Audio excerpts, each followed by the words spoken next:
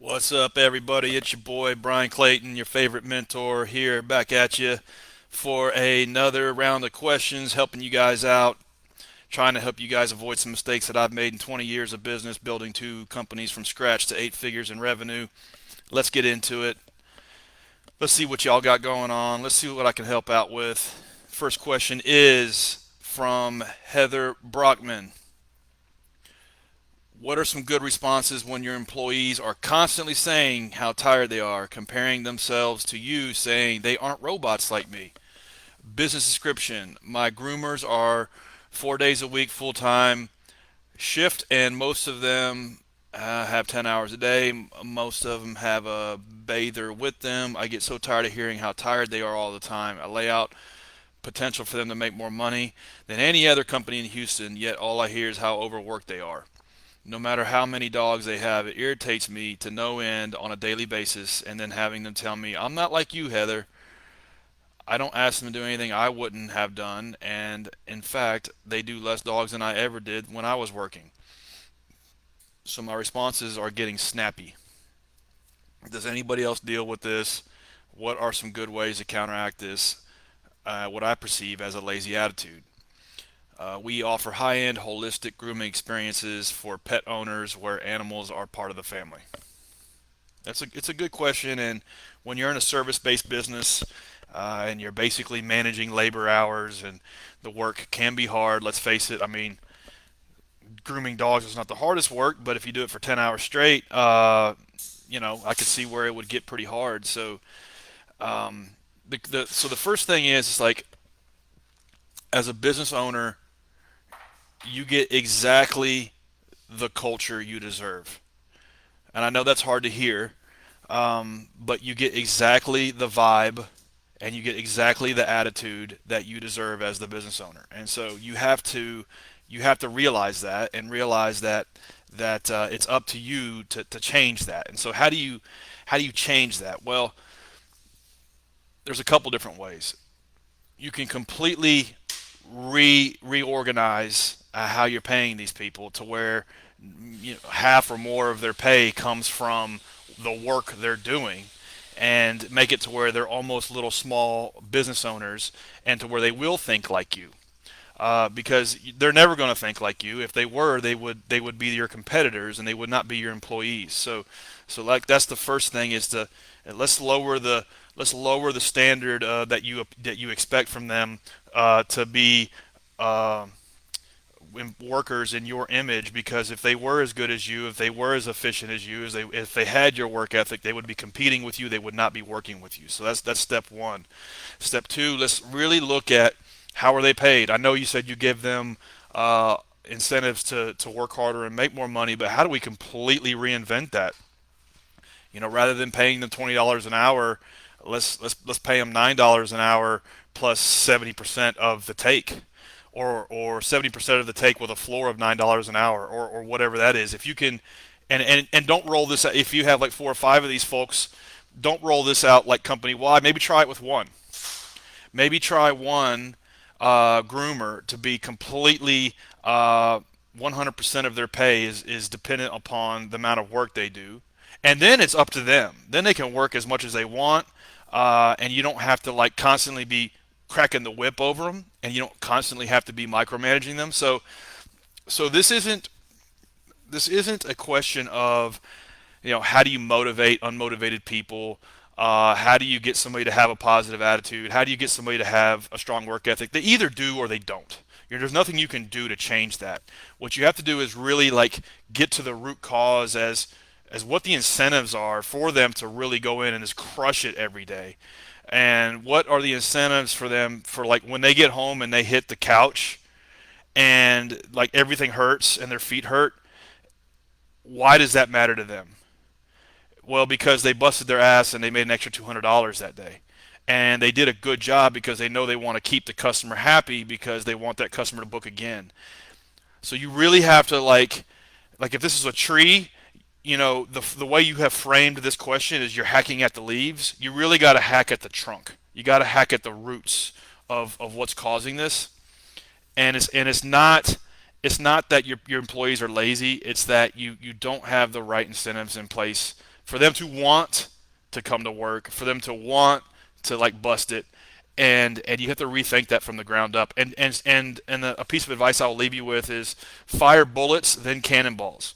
So experiment with this. Don't keep the ship run, keep their ship running smooth, but like take one, maybe your best employee, and really reinvent how they make money, and reinvent it as such where they just want to show up every day. They want to show up early and stay late because they can make $1,000 a day if they do. And then everybody wins. And then once you have that, then you can figure out, okay, this is how I'm going to model my compensation. And then you can go out and get different people, because the reality is some of these folks that you have working for you might not be good fits. They may not, make the trip with you. But that's how I would attack this problem. Because if you continue to approach it from like a level one leadership point of view, it's like work harder, work harder, work harder. I'm telling you to work harder. Why don't you have a good attitude? I don't understand why you people can't ship up. Like, I don't understand why you people are lazy. Like, you'll never get anywhere. You'll just constantly be like a hamster on a hamster wheel. So I hope that helps. It's going to take a long time to get this going. It's going to take a long time to figure it out, but in the end, it'll be worth it, because you'll have a humming business rather than a miserable one. Next question is Brad Coleman. Do you think it is important to have a face behind the brand? I own a luxury e-commerce brand, and I want to know if it's important to you to have a face behind the brand. Meaning, brand the scene, videos, introduction, etc., so your customer knows who they are buying from. I don't plan on staying anonymous right now, but I am still small and I don't have a lot of show behind the scenes I want shown.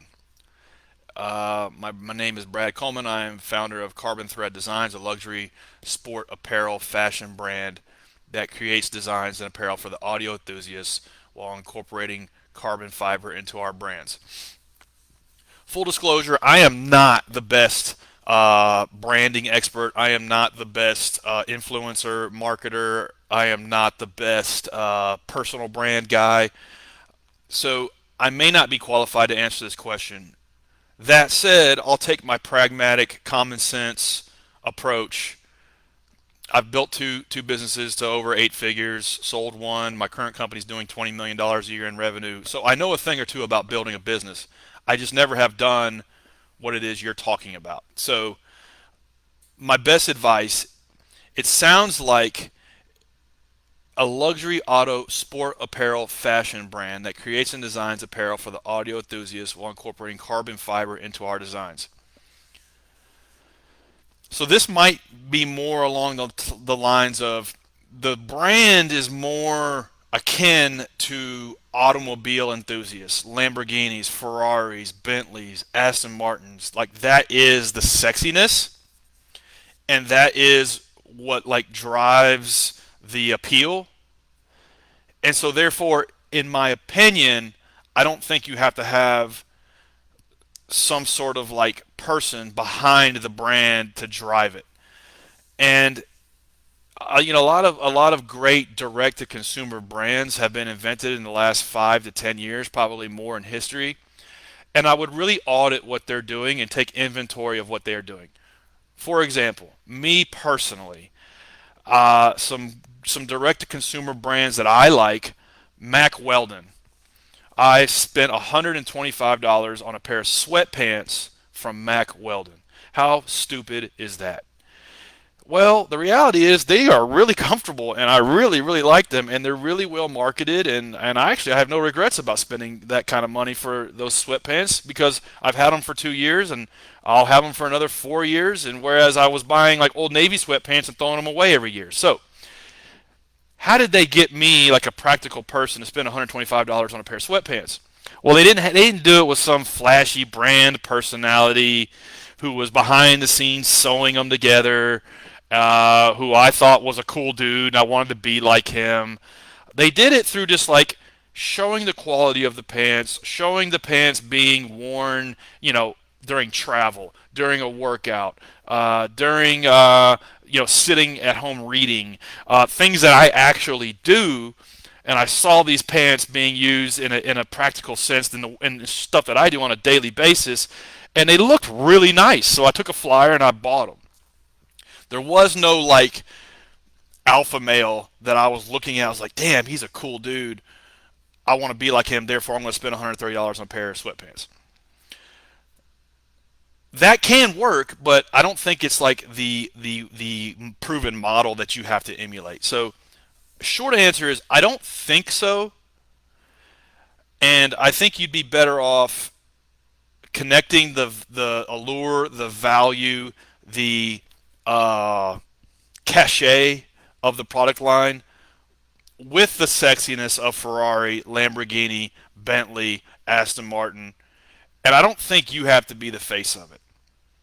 That said, I've never built a luxury brand. I don't do influencer marketing. I don't do image consulting. So I really don't have any personal knowledge about this. This is just some dude who's built two businesses and who buys shit from Instagram that's way more expensive than I should be paying for it. Hope that helps. Okay, next question. Ashley Letourneau. Sorry if I mispronounced your name.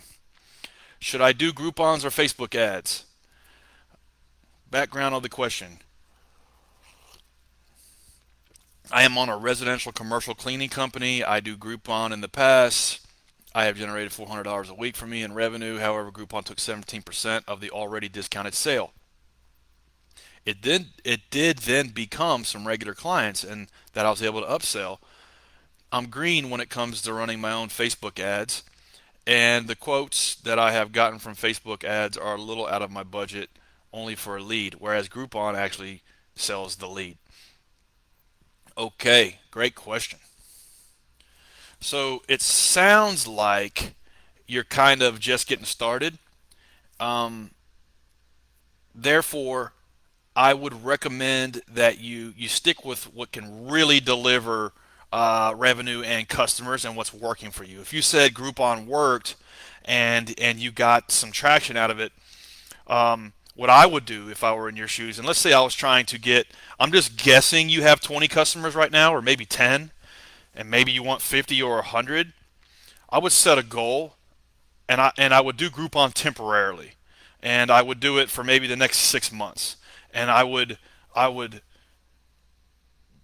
kick as much butt on Groupon as I could for a 6 month sprint, and I would try to get 20 or 30 recurring customers from that channel in my business, and I would try to set a goal for 1 in 5 to become a recurring customer. So that means you're gonna have 5 Groupons sold. You're gonna go clean 5 houses, and one of them is gonna become a weekly or biweekly client. And if you can prove that, then just keep doing that. And so it's like you're not losing money on that first cleaning, but you're not making a whole lot. But you do everything you can do to convert them to an ongoing customer. And so let's focus on that. Let's not even do anything else other than I know I can get 10 Groupon appointments and I can get 2 ongoing customers, and it really not cost you anything. Isn't that amazing? Like, it's not going to cost you anything. You may break even on some of those cleanings, but you'll get 2 out of 10 unless you're just not doing a good job. And that's the other thing. Like, let's do a really good job on these customers. And if it's only a 3 hour cleaning, let's give them 4 hours, and let's really just give them the best cleaning they've ever gotten, and then let's make moves to convert them to an ongoing customer. So that means every single one of them, while you're there, get their first name, last name, email address, get their email address, get their phone number, create a little process that, hey, thank you so much for booking me through Groupon. I really appreciate it. Here is an online form that I'd like for you to fill out before I get started, and have it say, okay, what are your expectations? Where do I need to focus on? What are some things that other cleaners have done in the past to let you down? If I could be the best cleaner you've ever hired, what would I do? Da da da, like 10 questions, and then at the bottom say, let me know your email address, so I can email you some specials, and first and last name. Boom! Now you've created this little Google form that they sign up that they fill out, and now you got all these folks' email addresses.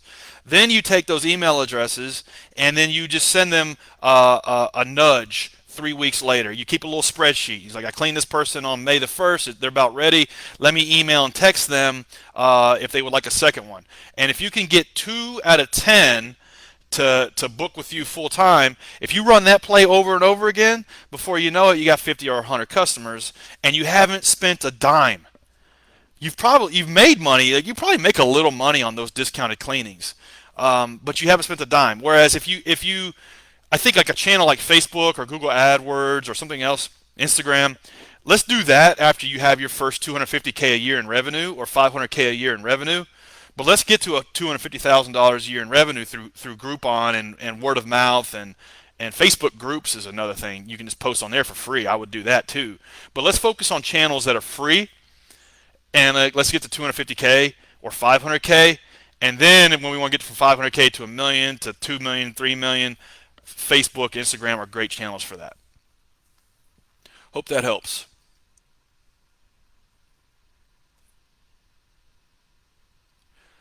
Next question. Also from, let's see, Ashley Laterno. What is the best way to generate leads? Again, I own a cleaning company. I ran experiments with Groupon, Facebook ads. I want to see if there's anything else out there. For me, again, in the same vein as the last question, I would keep it small. I would kill Groupon, and then I would do Facebook groups. So let's say, I don't know where you're located. Let's say you're in Houston, Texas, for example. I would join every single Facebook group in Houston. There's probably 200 of them, and I would join every single one of them, and then every day for about an hour a day, I would scroll through everything that happened in every group that day, and I would do Control F, and I would look for cleaning, and that will show you every single post that somebody asked for a cleaning company. Then on that post, you can say, hey, my name's Ashley. I've got 5 customers in your area. Hit me up. I charge this much per room. And I'm offering 10% off right now for people in this Facebook group. I guarantee if you do that for 2 hours a day, you will fill up your schedule more than you knew than what you could handle. That's a great way to hustle up free customers, and you just got to stay consistent with it. And then after you develop a process, a routine, I'm going to give you another great tip. Go to loom.com, loom.com. This is the easiest way to take online videos. Record yourself doing it for an hour or two. Just what you're doing. Searching for people asking for cleaning. I'm posting my stuff. I'm following up with these messages in the DM on Facebook. This is how I'm converting them. And if you take a couple of these videos, then you can train a virtual assistant to do it for you. Somebody in the Philippines that makes $10 an hour or $8 an hour will do this for you 4 or 5 hours a day. And now you've got the cheapest marketing channel to generate leads for your cleaning business on the planet, and you will fill your schedule up this way. Now, do not misunderstand me. Do not go hire a virtual assistant tomorrow. Do this yourself for 2 or 3 months first. Understand how it works from the inside out. Understand your process. Develop a checklist on how you do this, almost the same way that like an airplane pilot has a checklist when they're taking off and landing. Like, develop a checklist on how to do this, and then you can delegate it. And also, while you're doing that, read 2 books. Read The 4-Hour Work Week by Tim Ferriss. That book is all about delegation and automation and doing stuff like I'm talking about. And read another book called The Checklist Manifesto, which is a book about creating processes and systems on how to do stuff like this. Don't do it until you've done it yourself for a long time first, though. Next question is from Heather Brockman. What is the best way to get ETAs sent to clients without the office setting times and adding extra stress for the groomers? The way background and business description and background question. The way we have set things up now, the groomers will send out an ETA the evening before their shift to give a 2-hour time frame to get to the clients. The problem is sometimes they work late. The ETAs don't get sent and clients get pissed. I don't know the best way to establish arrival time without infringing on the groomer's time or not accounting for traffic if the groomers work late, or how do I get around this? It seems to me that the groomers should be able to do this if they were bought in enough. So let's go back to the previous question. How do we get them bought in? Well, the majority of their pay needs to be how much butt they're kicking and how many happy customers there are and how many groomings they're doing in a day. So if I'm a groomer and I've got 10 stops tomorrow, part of my daily routine is at 7 o'clock every night. I'm the groomer. It's my responsibility. I see on the scheduling software that I've got these 10 people.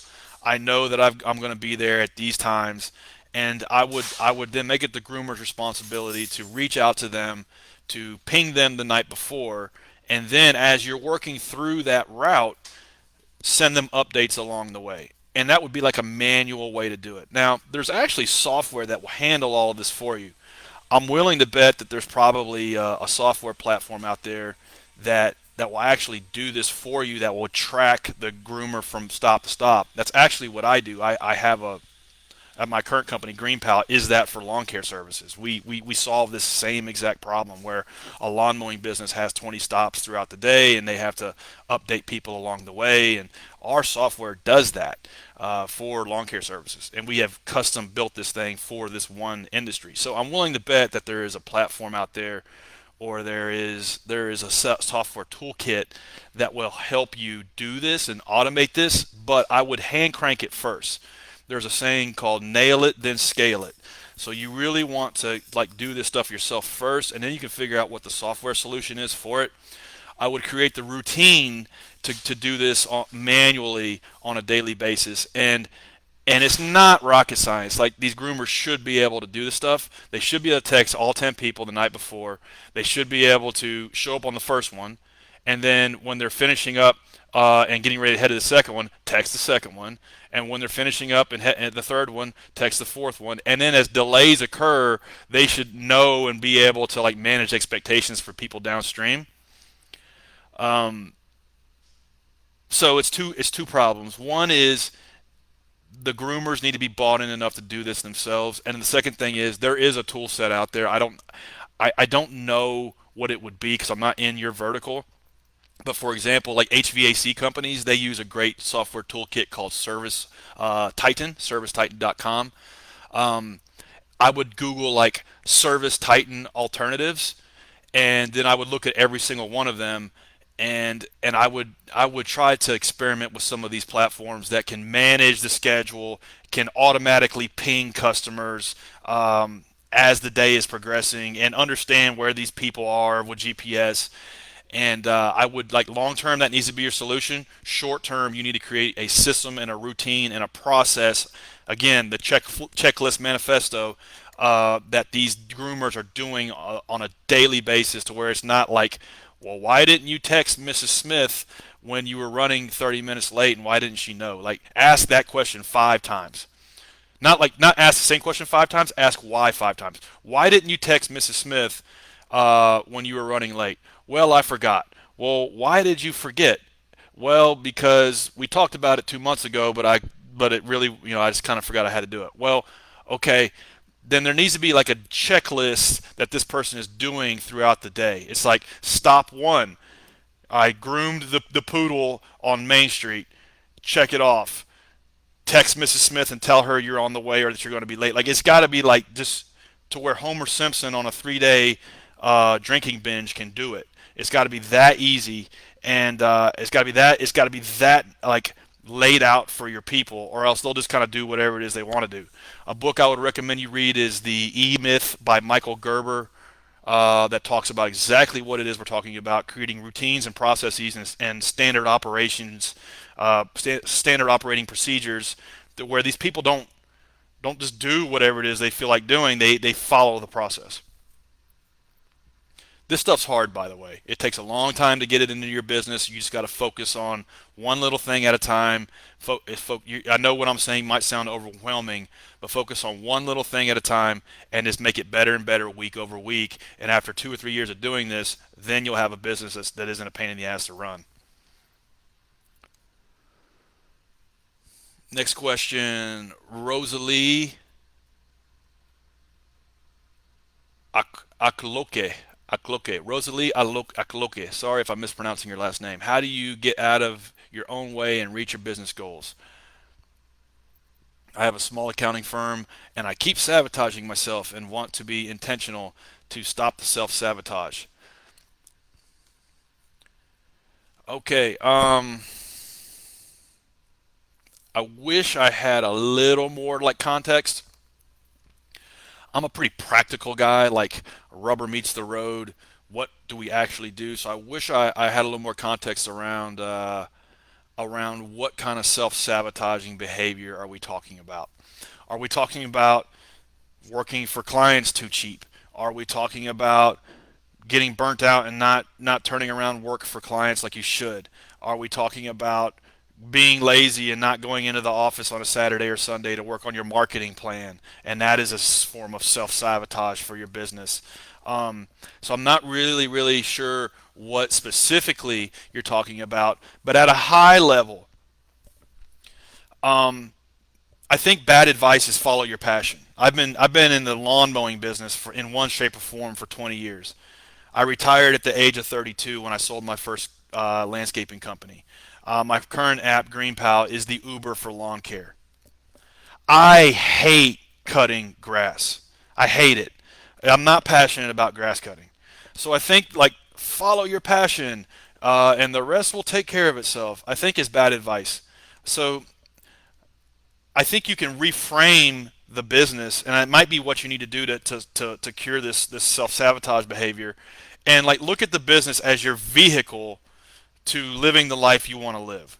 Look at like where you're at and where you want to be in 10 years, and how are you going to get there. And it could be that you want to like retire in Florida, or it could be that you want to have $1 million a year in free cash flow. It could be that you want to have a lake house. I don't know what it is. It could be that you want to take care of your family and put your kid through the best college possible. Whatever it is, whatever wherever you're at now and wherever you want to be, like how do you get there? The business is the vehicle.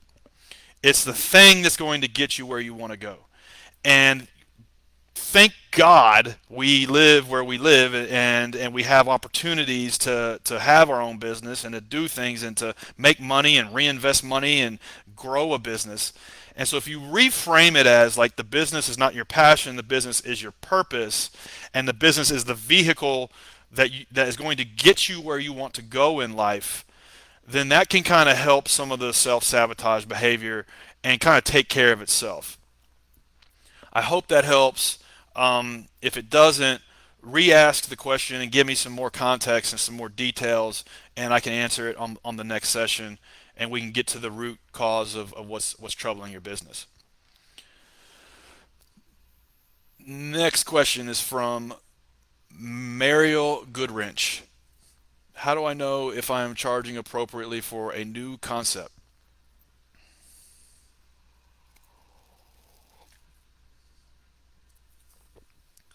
All right, business background is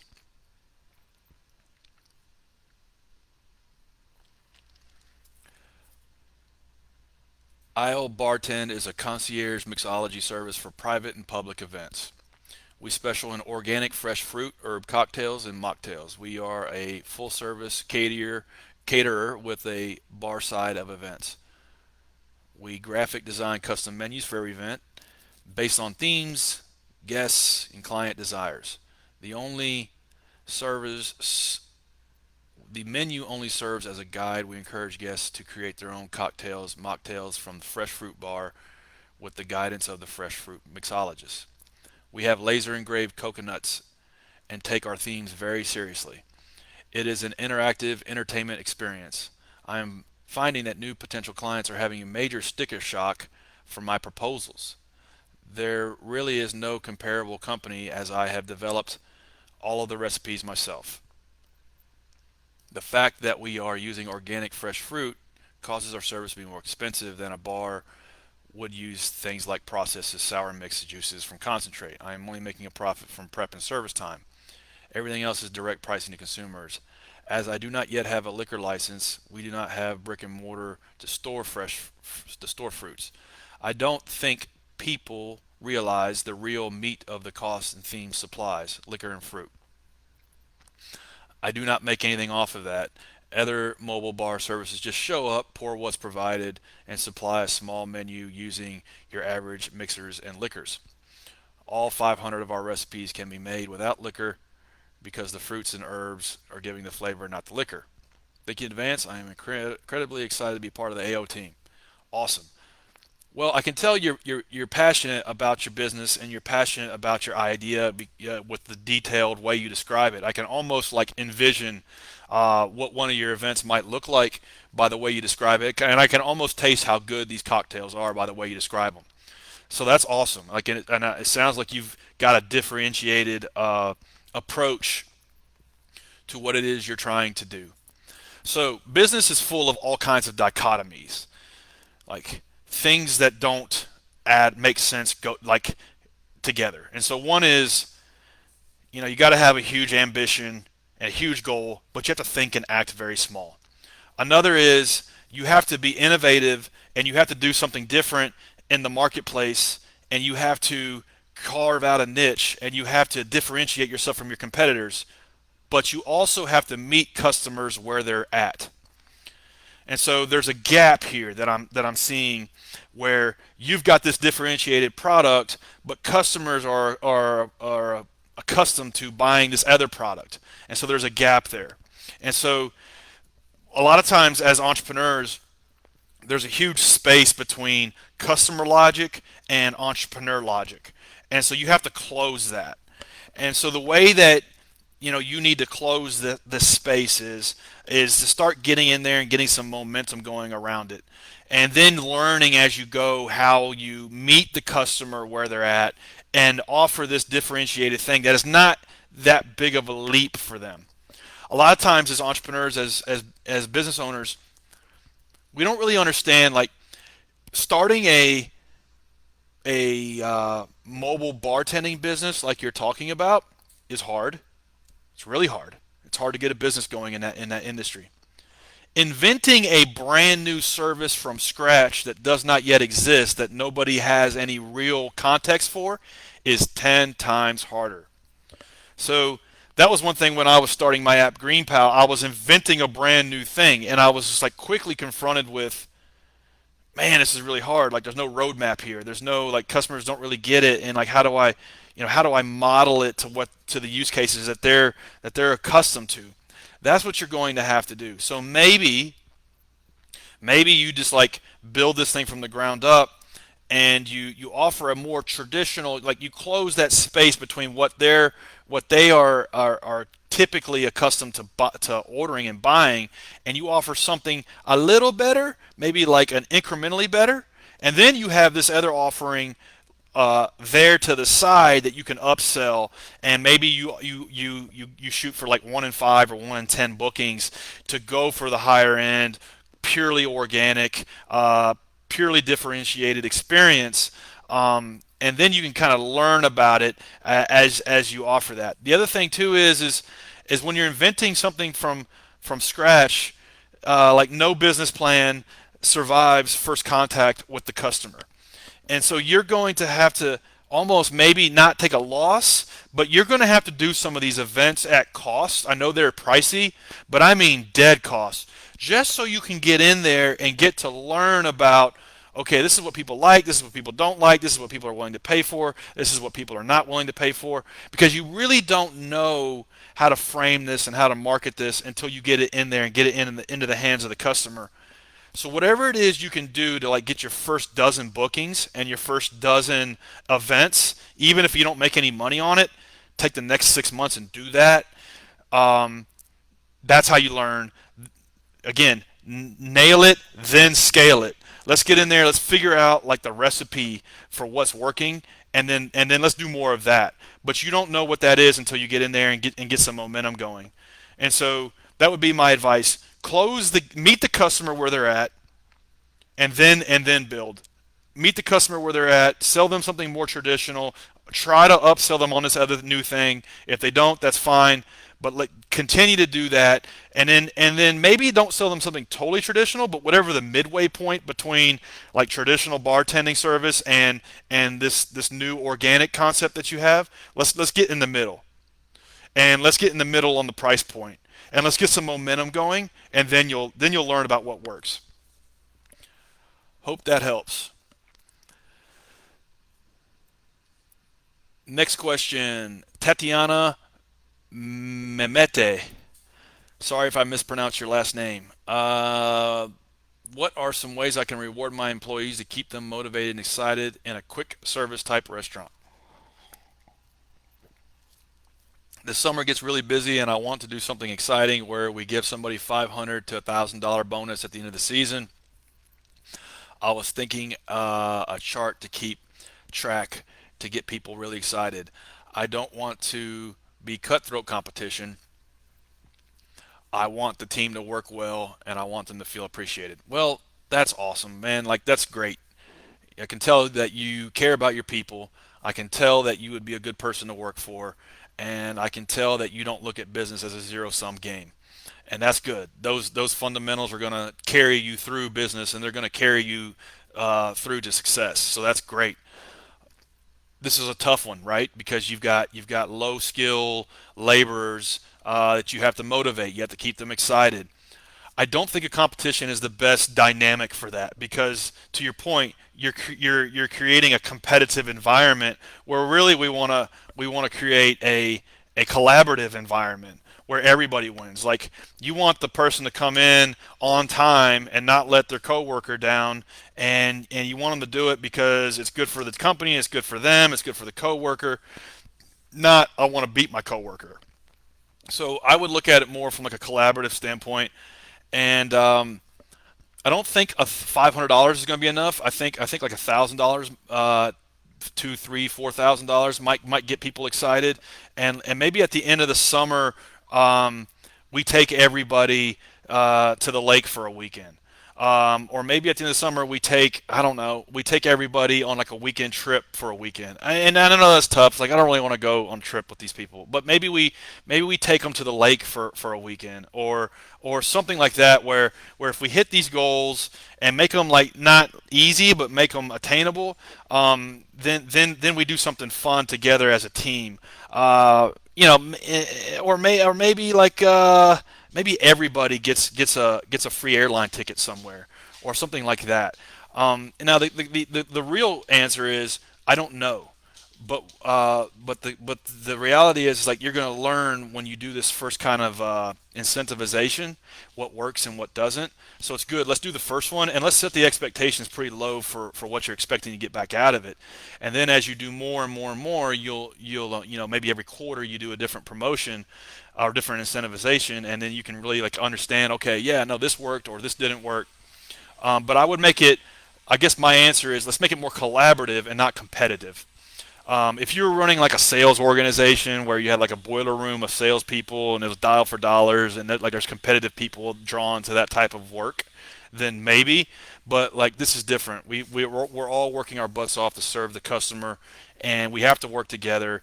And let's frame it as a collaborative frame and not a competitive one. And then let's try to tie it towards something we all get. Maybe we all get a free airline ticket or free Southwest voucher or something like that. And then that's fun. Like, everybody's thinking about travel. Everybody's thinking about doing something fun if we hit these KPIs. Hope that helps. Next question from AJ Couts. How do you choose where to focus when everything needs work? Isn't that the truth? Let's see here. The business description and background of question. Maybe it's the phase of business growth, or perhaps it's my perspective, but I feel like nothing we're executing for our clients is performing nearly as well as it should be. I feel like the spinning plate entertainment guy who is always bouncing from one plate that's about to fall. With many types of plates wobbling, I am really struggling to apply my focus to really excelling at any one thing. Common problem every business owner faces. I have definitely faced it. You feel like you're playing whack-a-mole, and you feel like that you're going from like one putting out one fire to the next, and that's okay. That's business. That's what business. That's how business feels like sometimes. And understand that Monday through Friday, you're going to be doing everything you can to hold the business together, and that's fine. That's just the way it is. Now here's where the great business owners and great entrepreneurs differ from the ones that have basically just created themselves a full-time job, don't own a business yet. The good business owner understands that and understands that they may have to come in on a Saturday or Sunday to work on the business and not in the business. And what do I mean by that? It means like creating some kind of process, routine, system, procedure to fix one of these problems.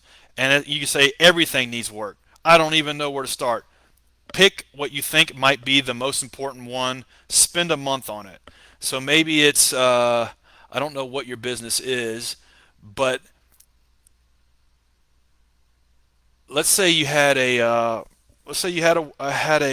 HVAC company, and you had a problem where uh, let's say you don't have enough you have a problem where you're doing too many warranty calls, and you're having to go back and constantly fix stuff. Well, okay, let's ask why 5 times. Why do we have so many warranty calls? Well, it's because like the tech that went out there didn't really know the exact problem and how to fix it. Well, why didn't he know? Well, because he just only has 6 months of experience. You really don't know this stuff until you have 5 years on the job. Okay. Well, why does it take 5 years to learn this stuff? Well, it's just one of those things. You got to get in there and screw things up 100 times to figure out how to do it. Okay. Well, actually, we have a training problem, and actually, we have to figure out how to get somebody who is good as the 5 year experience guy in 6 weeks. And so we need a training system. That's what we need.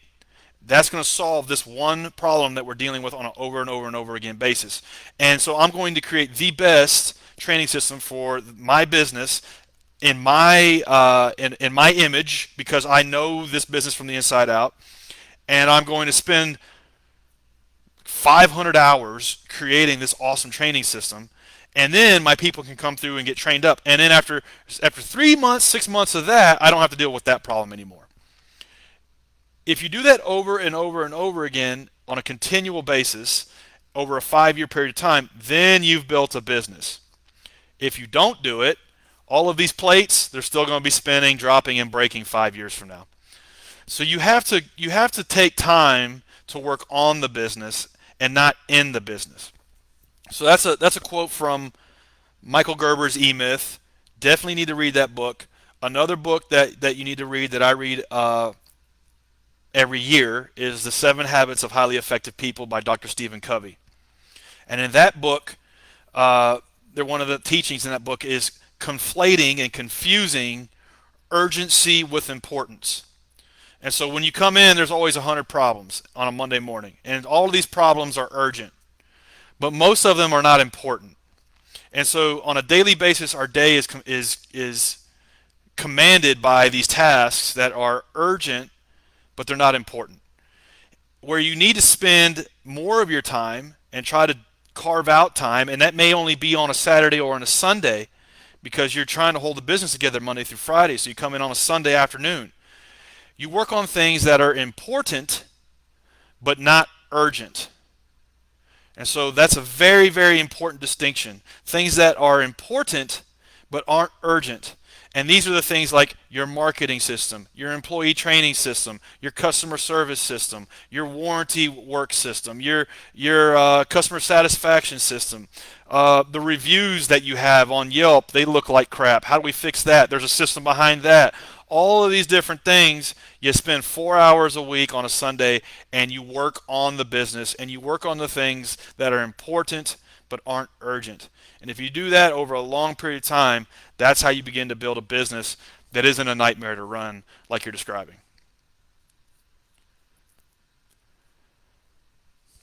All right, everybody, that's my time for this month. Had a blast. I'll hit y'all up next month. Anybody that asked questions that I didn't answer well or completely or thoroughly or needed more information, feel free to ask again, and and then I'll hit y'all up next month and try to help y'all out. I enjoyed it. Everybody keep kicking butt in business, and everybody have a great Memorial Day weekend.